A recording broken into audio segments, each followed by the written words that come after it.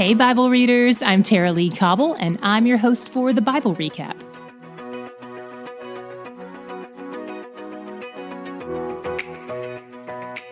Today we drop back in on Moses' parting words to the Israelites before his death.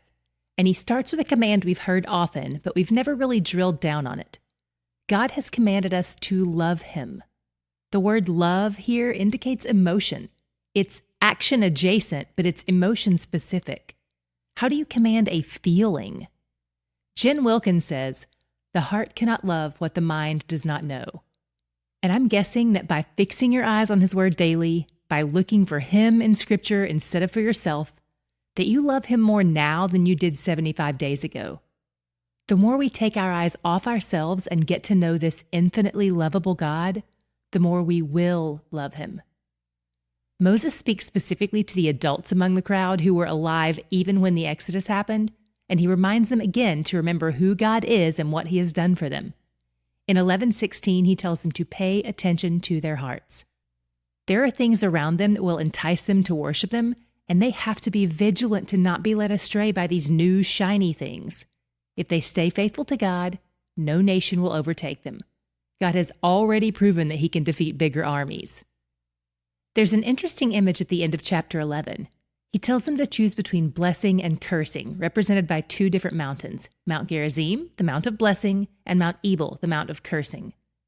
The Israelites will perform the ceremony he commands for this later in Deuteronomy, so we'll just put a pin in it for now, but know that we're coming back to it. Moses continues to warn against idolatry, and if it's starting to feel like he's repeating himself, it's because he is. First of all, he's old, and old men tend to repeat themselves a lot. But second, and most of all, that's what we all do when something is important. This is the theme of Deuteronomy. Moses is very concerned about their faithfulness to God. And it's good for us to read these things as well, because we all need daily reminders of who God is. God called them to remember his word when they sit and when they walk, when they lie down and when they stand, which happens lots of times a day. So surely we can read it once a day. He tells them again to destroy all the paraphernalia of worship to other gods, and he includes a word we've seen a few times but haven't talked about yet. The word is Asherim. Asherah was a fertility goddess, and the Canaanites worshipped fertility. Let's be honest, the Israelites kind of seem to as well, but in their own way. The Asherim are wooden poles with a figure of Asherah on them. God commanded them to destroy these when they entered Canaan. Another phrase you may see referenced sometimes when we're talking about idolatry is the term high places. Most of the pagan worship sites were set up on hills and on mountaintops or under especially distinct trees. So anytime you see God telling them to destroy the high places or the trees, he's talking about destroying the places of Canaanite worship.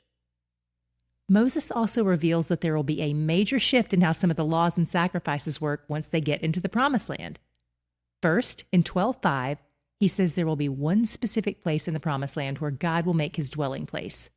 This is nothing new, really. The manifest presence of the Lord dwells above the Ark of the Covenant in the tabernacle, but the tabernacle will no longer be in the midst of the encampment.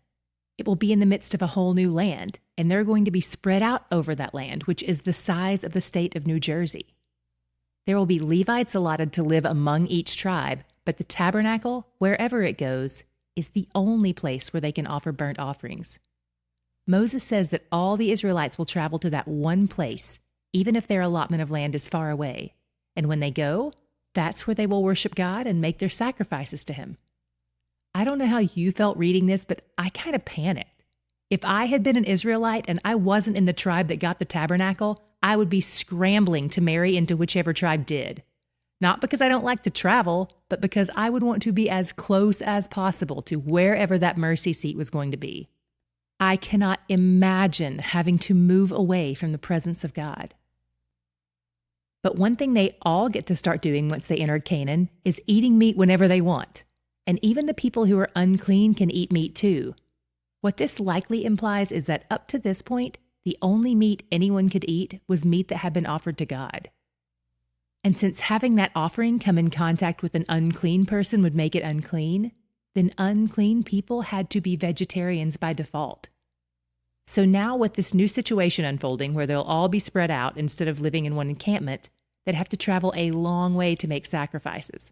which would mean they'd only get to eat meat when they made that trip. With this new addendum, God is basically saying, you can eat meat in your own land anytime you want. It doesn't have to be sacrificed to me first. Moses warns them not to add or subtract from anything God has commanded, and he gives them a heads up that there could be people who will mingle the truth with lies as a means of enticing them in little by little. For instance, in 13:1-2, he gives the example of a false prophet or a diviner who provides some correct insights, but who uses that wow factor to lure people away from Yahweh. Just because someone speaks truth, that doesn't make them a prophet of Yahweh. Even a false prophet can be right, but it doesn't mean we should follow them or seek truth from them. Moses said God may sometimes use this kind of thing to reveal their hearts to them. And then God commands that the false prophet or diviner get the death penalty. Not only because that's what is required of the covenant when someone breaks the first commandment, but also as a means of protecting their covenant community from further spread of the lies. God demands this kind of allegiance to himself over strangers and even over friends and family members who try to lure them into apostasy. These are intense preventative measures, but these laws are supposed to deter people from rebelling or enticing others into rebellion, and they're a necessary step in God's plan to restore humanity in relationship with himself. This is a protective measure for everyone. Where did you see God's character on display today? What was your God shot? There was a subtle thing that showed up 3 times in chapter 12, verses 7, 12, and 18, that really sets Yahweh apart from all the other false gods. In each of those verses, he says something like, "You shall bring your burnt offerings and sacrifices, and there you shall rejoice." When people made their sacrifices to false gods, it was to appease them or entice them to give them what they wanted. It was an attempt at initiating some kind of response, either, "Hey, please stop punishing me," or "Hey, please give me what I'm asking for." But with our God, none of that is how we approach him. Our offerings to him are a response to his initiation. And it's not about appeasing him. It's about rejoicing in his provision and relationship with us. What a great juxtaposition from every other god. All those worshipers of false gods are missing out on the rejoicing because Yahweh, he's where the joy is. Each month, we offer special bonus content to those of you who are a part of our Patreon community. Lots of you started out strong this year by inviting others to read along with you, and you've got a really good thing going now. You've made this a regular habit, and you're looking to dig in a little deeper with each other. So this month, we've got a short guide we've put together about how to seek and maintain healthy accountability in your life. Not just in Bible reading, but in lots of different areas.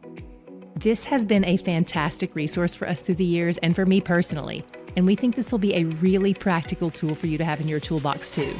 Check out today's show notes for a link to our Patreon so you don't miss out on this, or visit the Patreon link on our website, thebiblerecap.com. The Bible Recap is brought to you by D Group, discipleship and Bible study groups that meet in homes and churches around the world each week.